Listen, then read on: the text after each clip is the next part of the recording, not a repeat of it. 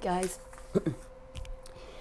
this is going to be a week on metabolism, and I'm going to try to break it down into 3 sections. So today I'm going to cover basically catabolism and anabolism, and also fermentation. So anyhow, when we think of bacterial metabolism, we're thinking of all the processes that are the chemical processes that occur within a bacterial cell. And this slide's kind of busy, but basically this is the overview of what this week's lecture is going to be about. So it entails reactions that break down molecules, and that is called catabolism. And fermentation and respiration are examples of processes that do that. Also, we have chemical reactions that will build up smaller molecules into larger. That is known as anabolism. And some of the processes that do that are your photosynthesis and chemosynthesis and biosynthesis. So the word synthesis, if you think of it, is building up, making something. In the middle of this busy diagram here, you're going to see there's some very important coenzymes or helpers that help these processes occur. And that would be your ADP, NAD, NADP, and FAD. These are all coenzymes. So we need these in order for these processes to occur in bacteria and all living things. So anyhow, last week's chemistry, was some review, but one of the important things to take from it is the first law of thermodynamics. And it states that matter and energy are conserved, so that nothing is lost. It is just maybe rearranged or transferred into another state, and then transferred back or transferred even again, so that it's never really lost. So what is matter? And matter in biology, for the most part, is organic molecules. So what is an organic molecule? We like to say, to keep it simple, carbons and hydrogens make up organic molecules. There may be additional atoms in there, such as oxygen or nitrogen, but basically the matter or foodstuff in this case are molecules that contain carbons and hydrogens. So why are hydrogens so important? Well, hydrogens are very important in metabolism, because they are the atoms that usually contribute the electrons. And the electrons are what's usually needed or used in order for anabolic and catabolic reactions to occur. Okay, so if you remember that the hydrogen atoms are important for many of these reactions, okay? So now I'm going to start to talk a little bit about the reactions that occur in many metabolic pathways. In order for a reaction to occur, we've got to have an electron donor, someone that's giving up that electron. You also have to have an electron acceptor, so a molecule that's accepting that electron. So if we look on this slide at A, okay, molecule A, as you see, he's losing an electron. Right here, he's losing his electron. What happens to it is that electron is going to be picked up by molecule B. All right? So this diagram, if you look at it, you can see that that's what's occurring. what has happened to A, who has lost an electron? It has been oxidized. So whenever a molecule or an atom loses an electron, it's been oxidized. With molecule B, who has gained an electron, it has been reduced. There's really no easy way to remember oxidation and reduction other than, I know in high school it was the line says grr. I had talked or told some students about that. Leo would be loss of electron is oxidation, and GER, G-E-R, gain of electron, is reduction. So this simple reaction here is what basically makes up pathways. So you've got a molecule loses the electron, the other molecule's gaining the electron, then that will lead into another step where that B molecule will lose the electron, a C molecule will pick it up. And you've got these steps upon steps that make a pathway, metabolic pathway in biology. And anyhow, in biology, we've got these chemical reactions happening, but we also need enzymes.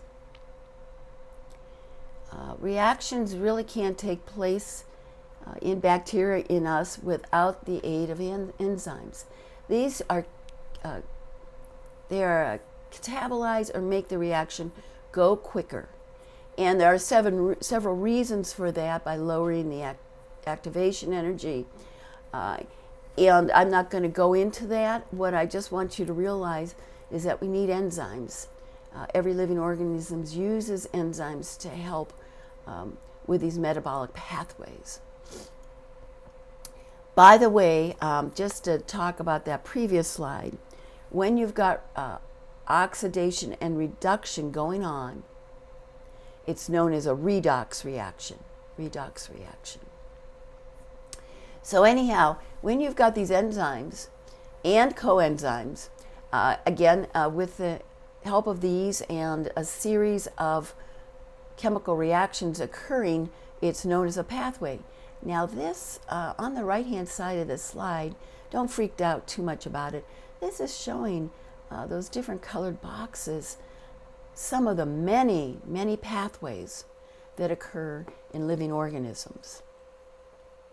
Not just to lock into one certain specific pathway happens only in living organisms. We've got many going on, and sometimes simultaneously, many times simultaneously. So on the left hand of that slide, if you look at it, we've got our nice little enzyme. We've got the coenzyme. The coenzyme will fit into the enzyme, and then you will get the substrate. The substrate is the thing upon which the enzyme will act. We've got a beautiful example written out down there of a redox reaction where you have lactate, and in the red is going to be the molecular formula for it. And then you see that NAD. That NAD is your coenzyme. So what is that coenzyme going to do? If you look on the right-hand side of that formula, you'll see that pyruvate has been oxidized. And what do I mean by that? If you look at the formula, it has lost 2 hydrogens. Lactate has lost 2 hydrogens, and it's now been oxidized to pyruvate. Now, where do those hydrogens go? In the red, you'll see is NADH. So the NAD has picked up those hydrogens. Again, that's why hydrogens are so important in many of these pathways, because in those hydrogens are the electrons. Okay, and we'll see what happens to them in some of these future slides. So anyhow, Metabolism, like I said in the first, when I first opened up this presentation, metabolism is made up of two general reactions. Catabolism, and that are all the reactions in our cells or in bacterial cells that break bonds. Another thing they do is release energy, and the result is smaller molecules. So you start with a larger molecule, those bonds are broken, energy is released, and you end up with a smaller molecule. And again, in this case, catabolism is going to be losing electrons, so it's going to be oxidative. Okay. Anabolism is about the opposite in a general way. It is chemical reactions. Bonds are made in chemical reactions. And again, this will require energy. And the result is you are making bigger molecules. Something is synthesized. And in this case, anabolism is reductive. Okay, molecules are reduced. So again, what I'm going to be talking about, what is metabolized, what is catabolized, broken down, and this case is going to be the food, okay? Food is important, and that's where we get the energy in the bonds from that broken down food.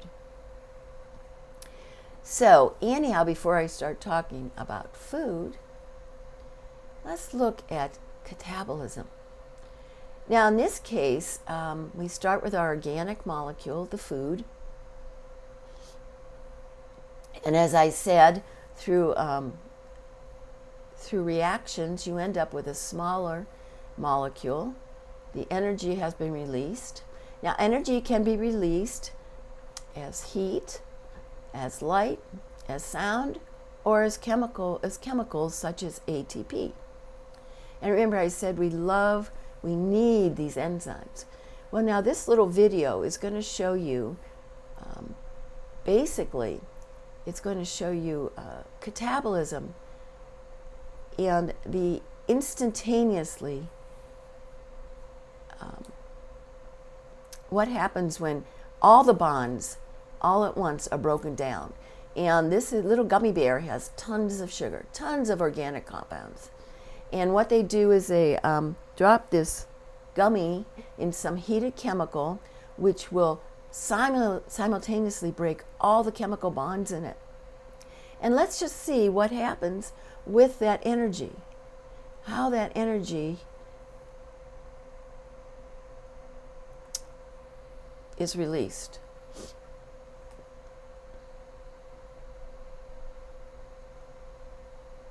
There he goes.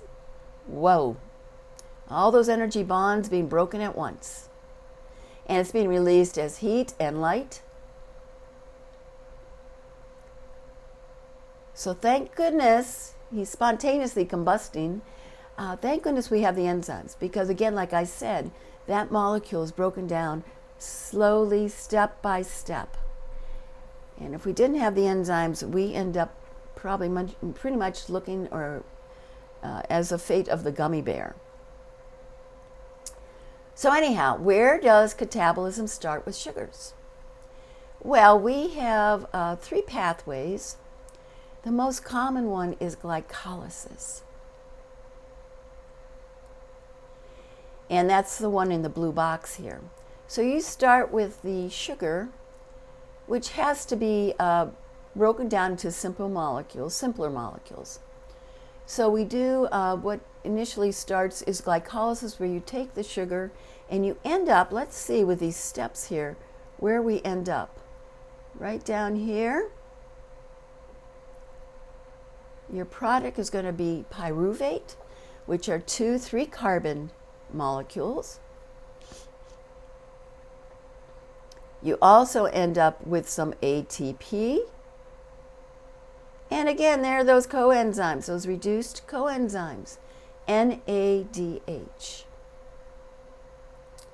All right, and the second one here, the ED pathway, Entner-Duderoff pathway, is done by some bacteria, and what they start out with are actually sugar acids.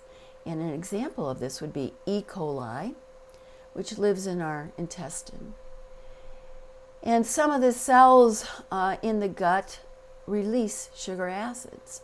So this bacteria is able to take the sugar acids and catabolize it, and your end product, again, at the bottom there, is going to be 2 pyruvates, some ATP, not much, and then you've got 2 coenzymes, NADH, and a cousin, NADPH.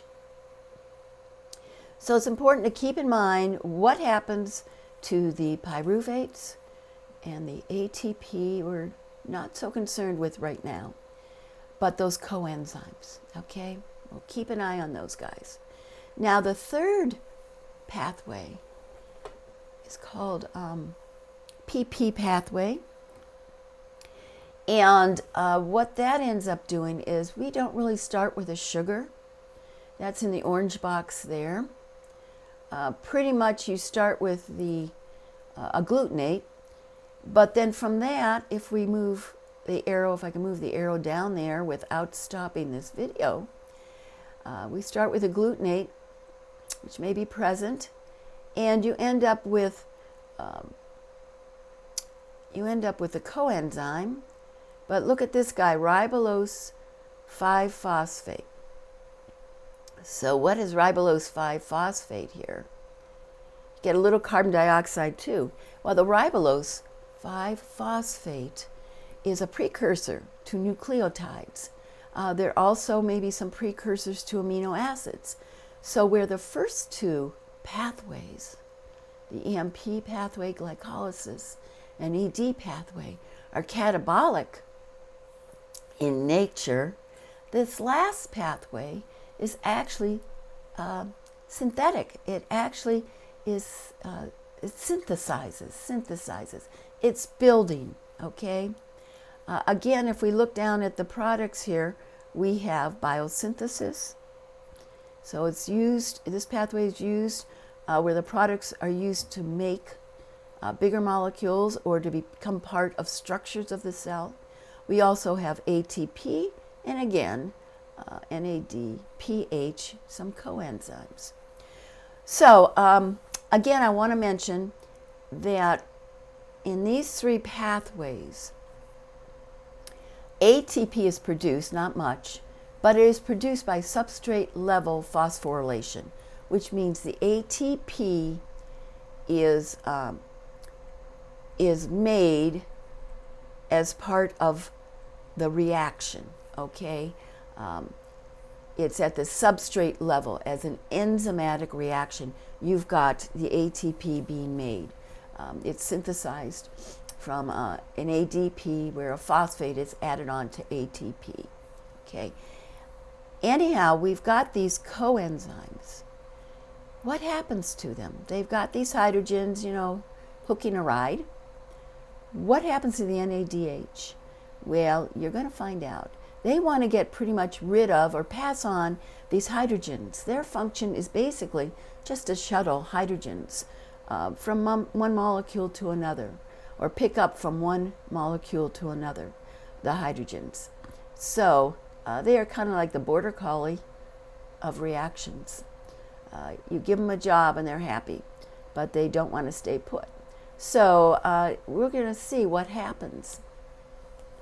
So the coenzyme NADH, one solution, one strategy, is to transfer those electrons to pyruvate. I'm sorry for my being so tongue-tied.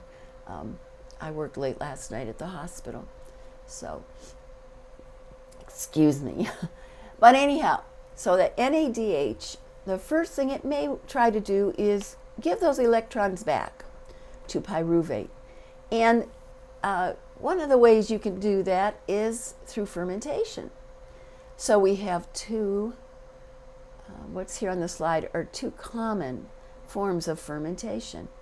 We've got alcoholic fermentation, and yeast and bacteria will do that. And we have acid fermentations, which bacteria alone do.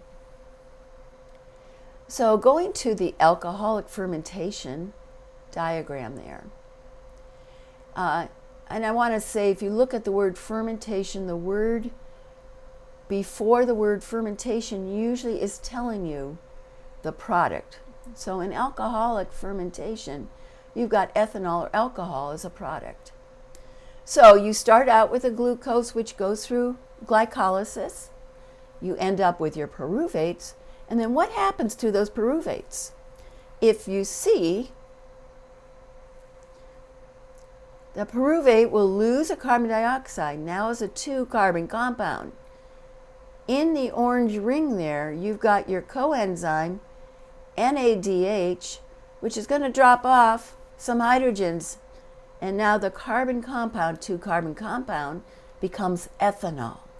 And that NADH has been oxidized, and he's happy to go back and do some more work, picking up some more hydrogens. Okay, in the acid fermentation, we end up with pyruvates from glycolysis. And in this case, the NADH, excuse me, I've got a sensitive slide. In this case, the pyruvates will be given back, given hydrogens, and then the product are acids. This is what's happening in your TSIs when you get that nice yellow color after incubating. Basically, these bacteria are taking the sugars, and then the end product are your acids, and the acid will change the pH again to below 4, where you get that yellow color. Okay, so again, these are 2 examples of common fermentations, and of course we've benefited from these fermentations too with alcohol and even with the acid fermentations.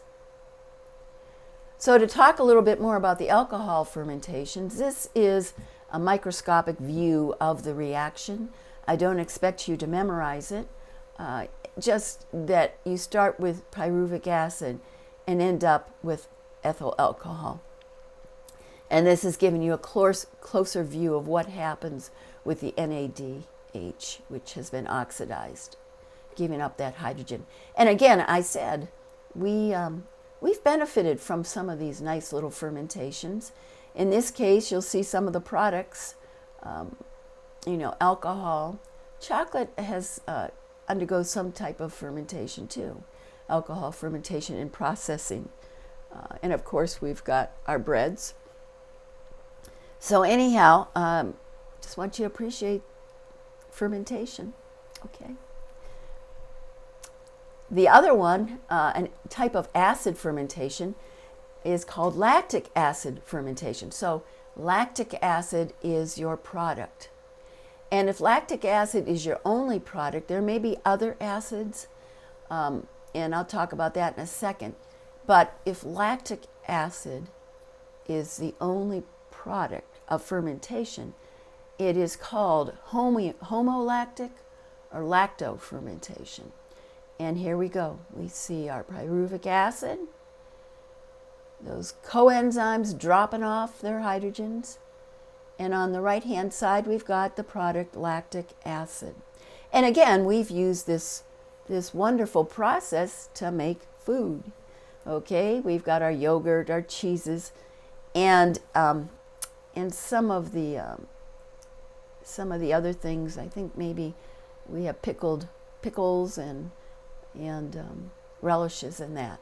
So we do benefit from different types of fermentation. Now this next screen is showing you that it's just not 2 types of fermentations, but there may be many, many that bacteria do. I think I counted about 9 here. Those in the orange boxes are pretty much different types of fermentations. We have our lactic acid fermentation right here. Okay, we've got another type of fermentation called mixed acid fermentation. We've got acetic acid. We also have over here 2,3-butanediol. And again, some of these are very, very beneficial. We're able to make food. We're able to make industrial solvents from different types of fermentation. I think there's some alternative energy sources that can result from these types of fermentations. You don't have to worry about these. I would just say the two previous slides, those types of fermentations know what the starting molecule is and what the product is. And again, some of these fermentations can cause disease. Now we've got along the perimeter of this slide some glass tubes, and these are the tests that are used to prove specific types of fermentations. We've got the TSI there. We've got the methyl red, which if positive will turn red, and it is showing mixed acid fermentation. And we have the VP test. You're going to be doing some lab in this, I think, next week or the week after. And the VP test, which is pretty much acetoine fermentation. Okay. So anyhow, I think that's where I am going to end for today. And again, I will probably pick up with respirations in the next slides, and then I think I'll do a third section which will kind of tie in some loose ends. So I wish you all are doing well, and if you have any questions, check in with me, email, or else you can check in on the office hours this week. Okay? I hope you have a good day, and we'll be talking to you soon.